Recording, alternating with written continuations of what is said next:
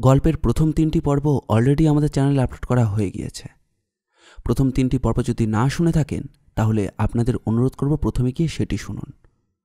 পর্ব 3টির link video description বক্সে দেওয়া রইল। তাহলে আর বেশি দেরি না করে চলুন শুরু করা যাক। বারান্দায় দাঁড়িয়েছিল ঈশানী। খুব একটা প্রশস্ত না হলেও বেতের একটা দোলনা লাগিয়ে কিছুটা জায়গা পড়ে থাকে। বর্ষাটা এখনও ঠিকমতো পৌঁছয়নি। কাগজ বলছে বর্ষা এসে গেছে, কিন্তু মাঝে মাঝে ছিটে ফোঁটা ছাড়া আর কিছুই হচ্ছে না। ও মনে মনে চাইছিল যে ঝেপে বৃষ্টি নামুক। বারান্দা থেকে দুহাত বাড়িয়ে বৃষ্টির ছাট মুখে, গলায়, ঘাড়ে মাখতে ওর খুব ভালো লাগে। 22 বছর আগেও ভালো লাগতো, এখনও লাগে। তখন রণজয়ের সঙ্গে ওর আলাপ হয়নি। শিলিগুড়িতে গিয়েছিল বাবা মার সঙ্গে। ওর বাবাকে ব্যবসার কাজে প্রায়ই শিলিগুড়ি যেতে হতো। উঠত এয়ারভিউ হোটেলে। মা ছিলেন বেতরুগী, কোথাও বেরোতে পারতেন না। আর মার্কেটে ঘুরে বেড়ানো ব্যবসায়ী বাবার পক্ষেও সম্ভব হতো না। হঠাৎ একটা ডল ডগ দেখে ও দাঁড়িয়ে পড়েছিল। কুকুরটা এতটাই জীবন্ত যে কিছুতেই ও চোখ ফেরাতে পারছিল না। ঘরের পাশে রেখে দিলে চট করে কারোর পক্ষে খেলনা পুতুল বলে মনে হবে না, আর বাচ্চারা তো রীতিমতো ভয়ই পেয়ে যাবে। স্বভাব মতো ডল ডগটাকে হাতে নিয়ে খানিকক্ষণ নাড়াচাড়া করে ও দামটাও জিজ্ঞাসা করে ফেলেছিল। দাম শুনে তো আকাশ থেকে পড়া, 2500 টাকা। দরাদরি করেও 2-এর নিচে নামানো যাচ্ছিল না। ওর কাছে ছিল তখন 1000 টাকা। তখনকার দিনে ক্রেডিট কার্ডের কোনো চলও ছিল না। সেটাই বোধহয় ওর জীবন। টাকার অভাবে পছন্দের জিনিসটা রেখে দিয়ে চলে আসতে হচ্ছিল। সহসাই একটি পুরুষ কণ্ঠ শুনতে পেয়েছিল ঈশানী। দামের জন্য পছন্দের জিনিসটা ফেলে দিয়ে চলে যাবে? মুখ ফিরিয়ে দেখেছিল এক অতি সুদর্শন যুবককে। তার ঠোঁটে মিটিমিটি হাসি।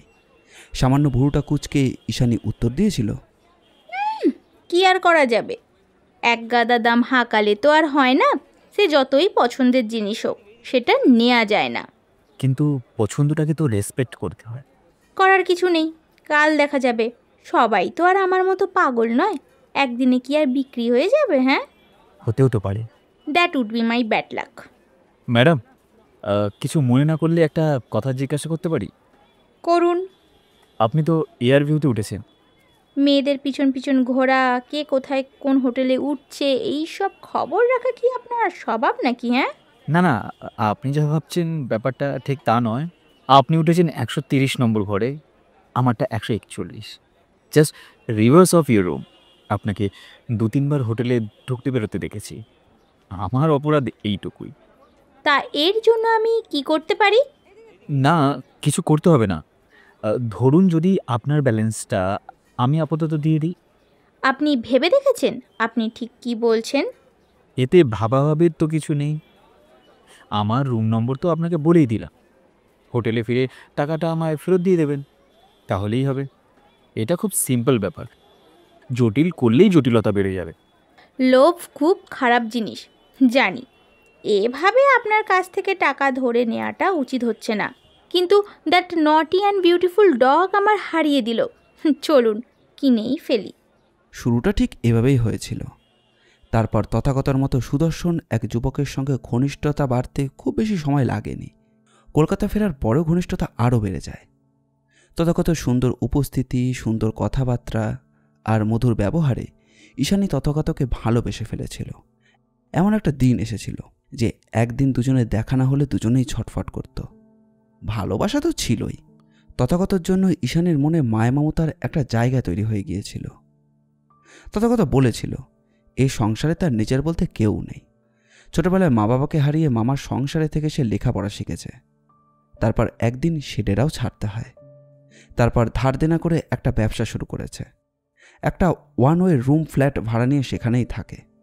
ওদের বেশিরভাগ প্রেম করার জায়গা ছিল ভিক্টোরিয়ার পেছনের গাছতলায়, অথবা বিড়লা তারামণ্ডলের অন্ধকার নির্জনতায়, অথবা লেকের এক প্রান্ত থেকে হাঁটা শুরু করে অন্য প্রান্তে এসে দুজনেই হাঁপাতো। কথায় কথায় একদিন ঈশানী বলেছিল, তথাগত চলো, তোমার একার রাজত্বটা একদিন দেখেই যাব। সে তোমার ভালো লাগবে না। ব্যাচেলারের ঘর খুব আগোছালো, সেটা আমি জানি। আর সেটা দেখতেই যাবে তো। বিয়ের পর বাবুর জন্য আমায় কতটা খাটতে হবে সেটা এখন থেকে জেনে রাখা ভালো। ঈশানী এখন ভাবে কি মূর্খ কাজই না করেছিল সেই দিন। একটা ছেলের বাইরের ভদ্র চেহারা আর মধুর ব্যবহারে এতটা ডুবে যাওয়া ঠিক হয়নি। আসলে তার মা বাবা ক্রমাগত তাগাদা দিচ্ছিলেন, ঈশানের যদি ছেলেটিকে ভালো লেগে থাকে তাহলে একদিন বাড়িতে নিয়ে আসা দরকার। তথাগত বিয়ে করতে চাইলে তার মা বাবার কোনো অমতি থাকতো না, আর সেই কারণে তথাগতর ঘর সংসার দেখার ইচ্ছে। কিন্তু সেটা যে এমন বিভৎস আর ভয়ানক হবে ঈশানীর সেটা কল্পনাতেই ছিল না। একটা ভাঙাচোরা নড়বড়ে বাড়ি, স্যাঁতস্যাঁতে অন্ধকার অন্ধকার। নিচের তলায় এক ঘর ভাড়াটে হয়তো ছিল, তারপর অন্ধকার ডিঙিয়ে ওপর তলায় যাওয়া। যে 2-4খানা ঘরের আভাস পাওয়া গিয়েছিল সবকটাই বন্ধ। একটা ঘরের সামনে তালা খুলে ওরা যখন ঘরের মধ্যে ঢুকলো, প্রথমেই ঈশানীর নাকে এসে লেগেছিল একটা ভ্যাপসা গন্ধ। ঈশানী তখন ভাবতেই পারছিল না যে কোথায় গিয়ে দাঁড়িয়েছে। তারপর একটা টিমটিমে নিয়ন বাতি জ্বলল। সে বাতিতে অন্ধকার তাড়াতে না পারলেও অন্ধকারের জটিলতা যেন আরও বাড়িয়ে দিয়েছিল। একটা কথাই ঈশানী বলতে চেয়েছিল, এ কোথায় নিয়ে এলো তথাগত? কিন্তু মুখ থেকে তার কোনো শব্দ বেরোবার আগেই একটা দামাল দৈত্য তার আগ্রাসী যৌন খিদে নিয়ে ঝাঁপিয়ে পড়েছিল তার উপর। তার পরের অভিজ্ঞতাটা কি মর্মান্তিক, কি শোচনীয় অক্ষমতার পৌরুষহীন নিদারুণ লজ্জা। গায়ে ছিটে লাগতেই ঈশানীর তন্ময়তা কেটে গেল।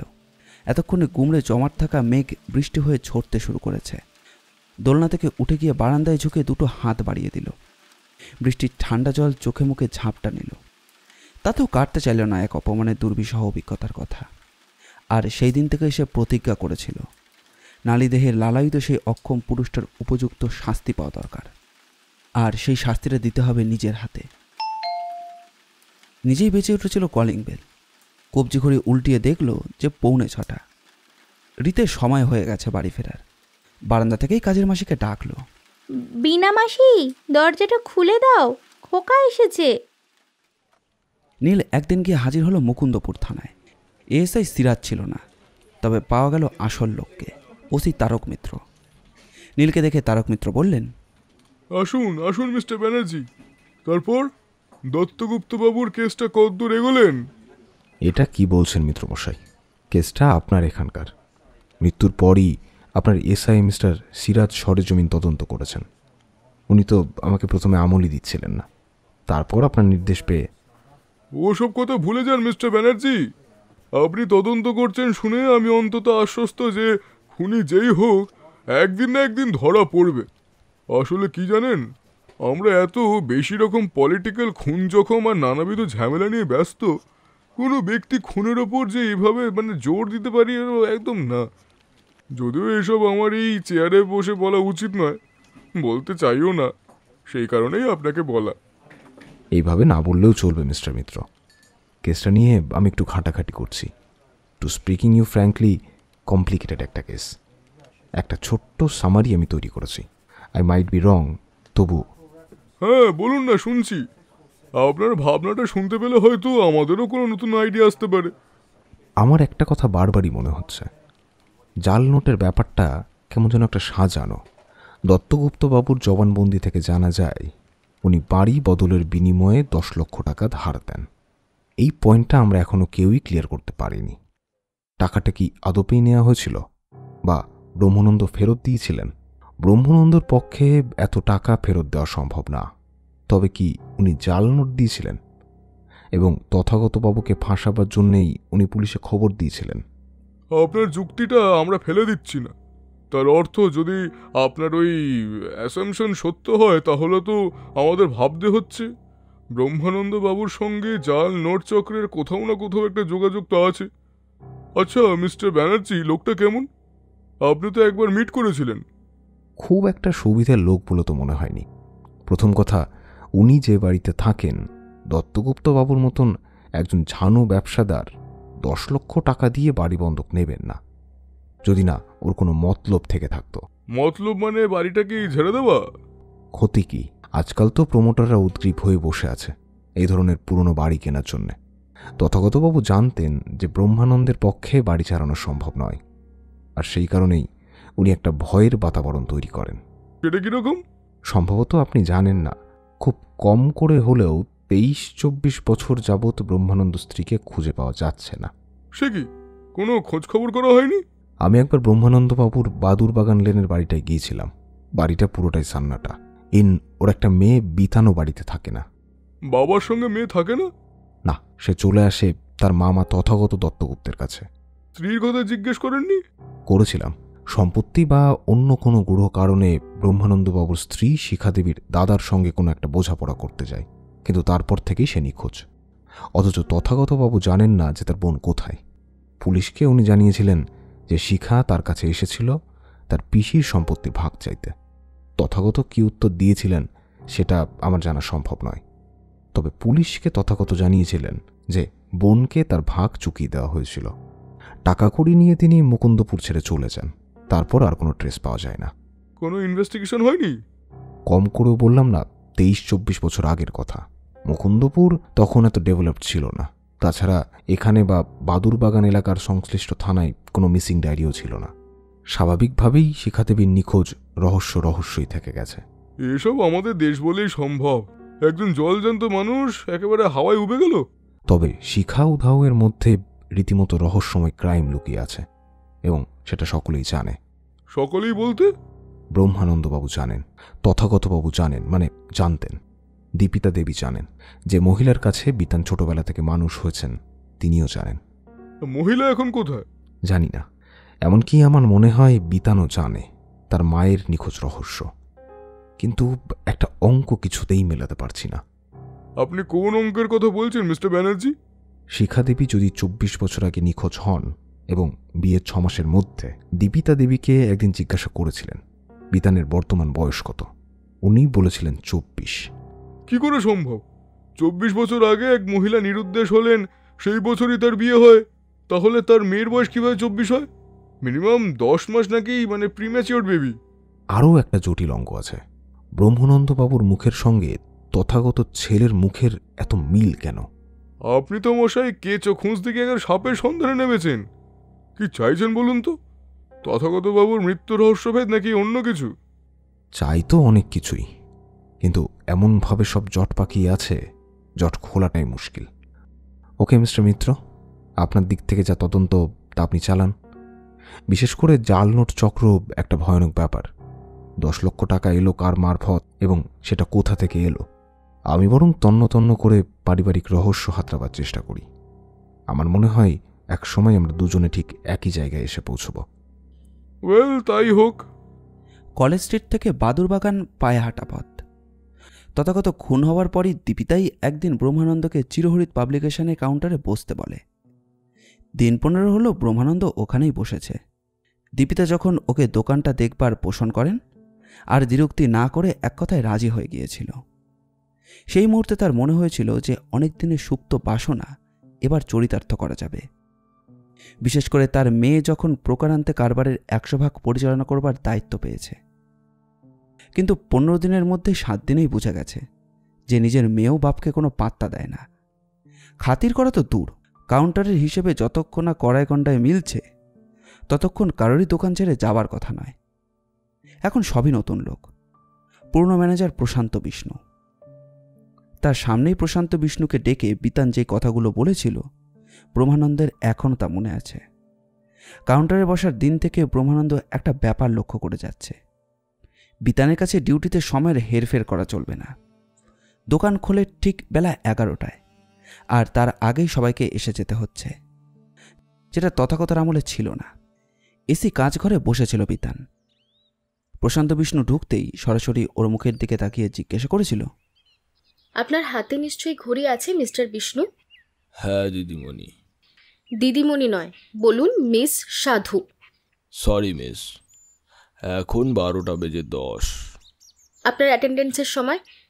আগে 11টা।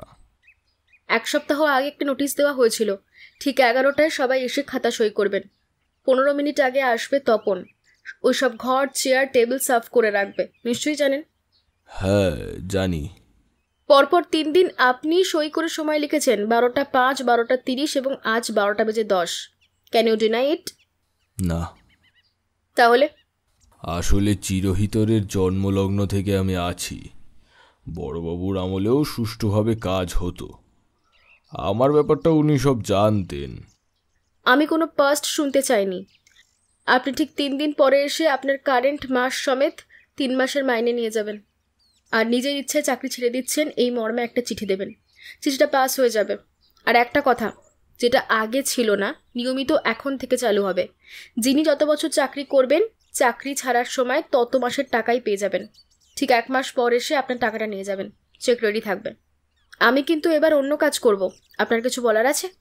কাউকে চাকরি থেকে বরখাস্ত করতে গেলে আগাম নোটিশ দিতে হয়, যদি না তার বিরুদ্ধে কোনো চৌর্যবৃত্তির অভিযোগ থাকে। আমি আশা করি সেটা আপনার জানা আছে। তাই দুম করে সামান্য সময় লেট প্রেজেন্টের জন্য আপনি আমাকে বরখাস্ত করতে পারেন না। প্রশান্ত বিষ্ণুকে চলে যেতে হয়েছিল চোখে জল নিয়েই, যেমন যেতে হয়েছিল সন্তোষ নামের 28-29 বছরের কাউন্টারে বসা ছেলেটিকে। ইয়ারলি স্টক লেজার মেটাতে গিয়ে বেশ কিছু নামী লেখকের হিসেব মিলছিল না।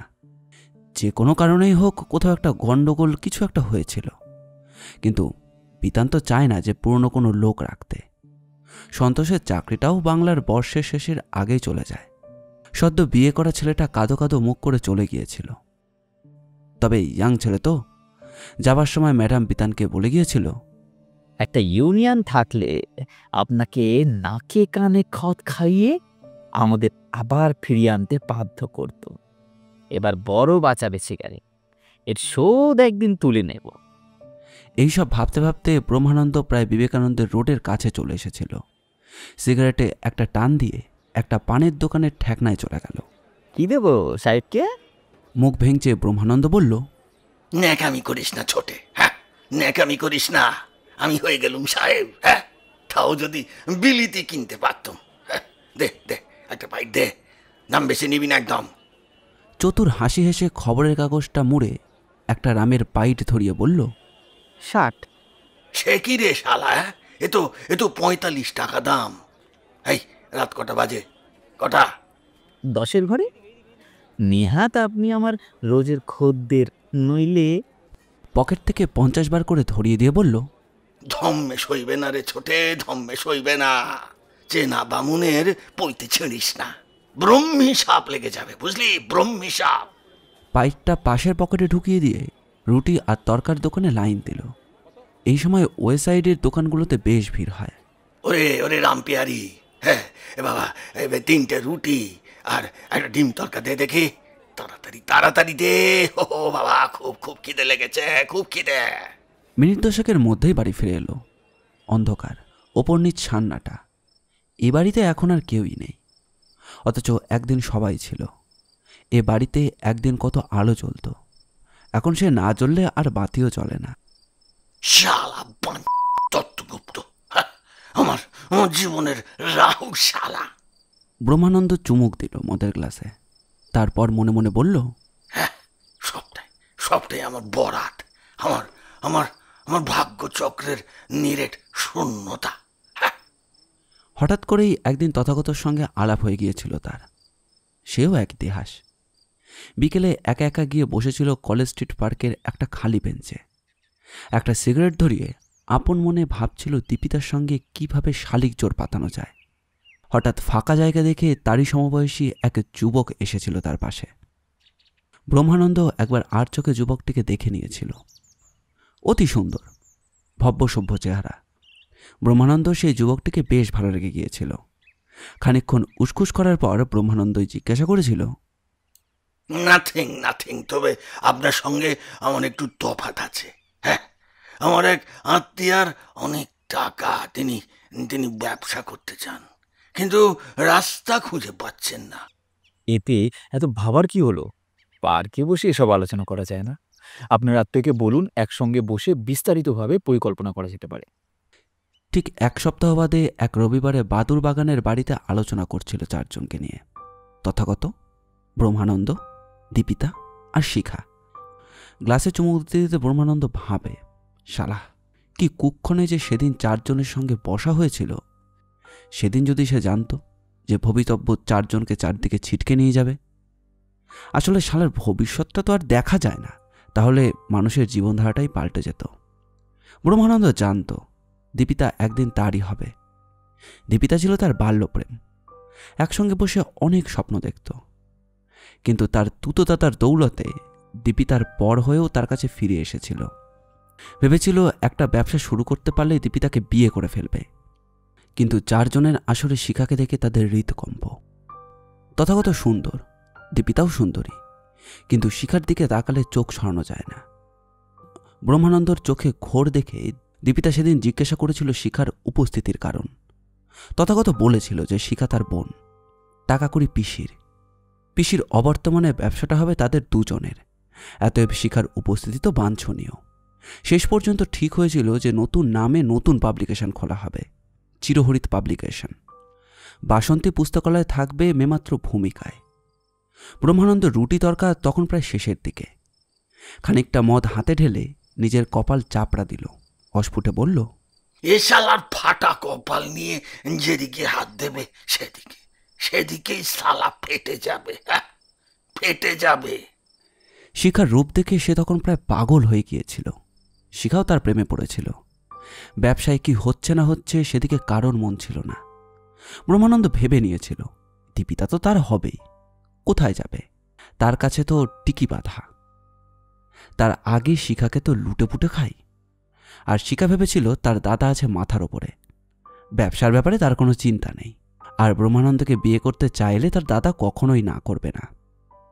শিখাকে নিয়ে তার রগরগে প্রেম যতই জমে উঠুক, দীপিতা জানত দীপিতা তো সেটা কখনোই সহ্য করবে না।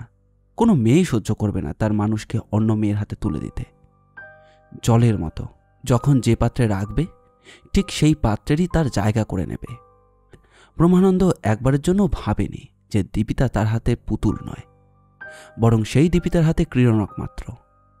বাংলাদেশ থেকে সে যখন বাংলা এসেছিল তখন প্রায় রিক্ত হাতে এসেছিল দীপিতার ভরসায়। যখন জ্ঞান ফিরল দেখল যে পায়ের মাটি সরে গেছে, ওকালত নামায়, তার মানে সে আর শিখা বাদ। পুরো মালিকানা রেজিস্ট্রি হয়ে গেছে দুজনের নামে, তথাগত দত্তগুপ্ত আর দীপিতা দত্তগুপ্তর নামে। দীপিতা ততদিনে তথাগত আইনত স্ত্রী হয়ে গেছে। ঠিক এই সময় ঘটে গিয়েছিল পরপর দুটো ঘটনা। চিরহরিত পাবলিকেশন থেকে তারা বাদ হয়ে যাওয়ার পর প্রচণ্ড উত্তেজিত শিখার দাদার অসম্মতি সত্ত্বেও চ্যালেঞ্জ নিয়ে তাকে বিয়ে করে। আর এ সব কিছুকে ধামাচাপা দিয়ে দেয় আরও একটা ভয়ঙ্কর ঘটনা। একদিন শিখা ভোরে তাকে জাগিয়ে তুলে খবর দেয় পিসি বাসন্তী দেবীর অগ্নিদগ্ধ মারা যাওয়ার খবর। শিখা আর ব্রহ্মানন্দ বুঝেই ছিল যে টাকার কাজ, কিন্তু হইচই হবার আগে সবকিছু ধামাচাপা পড়ে গিয়েছিল টাকার খেলায়। প্রমাণিত হয়েছিল যে পিসিমার মৃত্যু নিছকই দুর্ঘটনা। ব্রহ্মানন্দের আর কিছুই করার ছিল না, তবু সে ছিল সুযোগের অপেক্ষায়। সে জানত যতই তথাগত আর দীপিতা বিয়ে করুক, আসল চাবিকাঠি আছে তার হাতে। সারা জীবন দীপিতাকে ব্ল্যাকমেলিং করার সুযোগ সে কোনো চেঁচামেচি করেনি, কিন্তু চিৎকার শুরু করল শিখা। তাকে নিয়ে সরাসরি সে গিয়ে দাঁড়িয়েছিল দাদার মুখোমুখি। স্পষ্টভাবে সে জানিয়েছিল, আমি ব্রহ্মানন্দকে বিয়ে করেছি। ব্রহ্মানন্দ মানে ওই ভ্যাগাবন্ড লোকটা? কি আছে ওর? আমি ব্রহ্মানন্দকে বিয়ে করেছি। কোথাও লেখা আছে নাকি এসব কথা? দাদা, তুমি আমাকে ঘাটিও না। তোমার মুখোশটা ছিঁড়ে ফেলতে আমার বেশিক্ষণ টাইম লাগবে না। আমি কিন্তু প্রমাণ করে দেব পিসিকে আগুনে পুড়িয়ে মেরেছ তুমি আর দীপিতা সুন্দরী। বেশি বাড়িস না শিখা। শিখাকে কিভাবে নিবিয়ে দিতে হয় সেটা আমার জানা আছে। যা এখন ওই ভাগাব্যান্ড লোকটার ঘরে গিয়ে না খেয়ে মর। ওটার তো 1 টাকা রোজগারেরও মুরুদ নেই। যা এখান থেকে। তাহলে তুমি আমার ন্যায্য ভাগ দেবে না? না, তোর কোনো দিনও কোথাও কোনো ভাগ নেই। আর ব্রহ্মানন্দ, তোমার এই পাগলি বউটাকে সামলে রেখো, নইলে। বোতল শেষ, তর্কাও শেষ। ঘড়ি দেখল ব্রহ্মানন্দ, 12টা বেজে গেছে। আজ আর কিছুই পাওয়া যাবে না, না মদ না খাদ্য। তার জীবন থেকে এক এক করে সবকিছু হারিয়ে গেল শিখা। ব্রহ্মানন্দ নিজেকে চেনে, সে জানে যে সে একটি অপদার্থ, তার দ্বারা কোনো কিছুই হবে না। কিন্তু শিখাকে হারাতে চায়নি। শিখা তাকে খুব ভালোবাসত।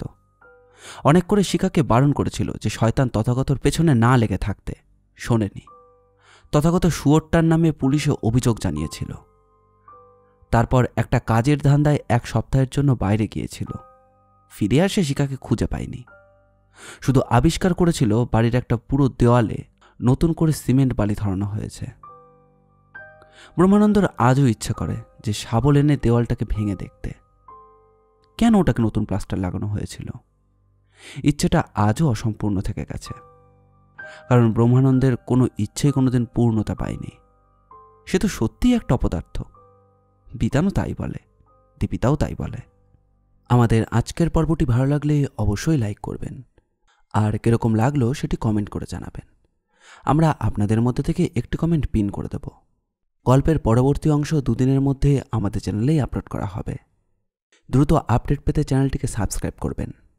আপনাদের ভালোবাসা একান্ত কাম্য। ধন্যবাদ।